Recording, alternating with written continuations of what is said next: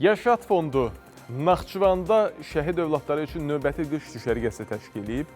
36 nəfər əhatə edən düşərgənin məqsədi balacalarda mövsümə uyğun idman növlərinə maraq yaratmaq, onların asudə vaxtını səmərəli eləyərək yeni dostluqların qurulmasına şərait yaratmaqdır. Düşərgənin ilk günündə iştirakçılar Duzdağ Müalicə Mərkəzinə ekskursiya ediblər.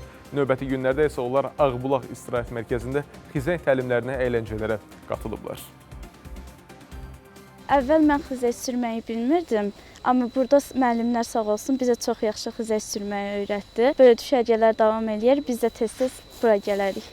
Mən burada ilk dəfə gələndə xizək haqqında məlumatım yox idi, oradan minə bilmirdim. Soruşdum görən insanlar necə sürür, artıq mən özümdə digərlər kimi rahat sürə bilirəm. Bəlkə də onların hər hansısa biri gələcəkdə qış idman növlərində ölkəmizi təmsil edə bilərlər.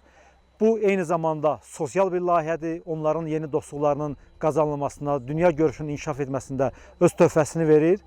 İlin əvvəli olmağına baxmayaraq, Yaşat Fondu sayca 4-cü layihəsini həyata keçirdi.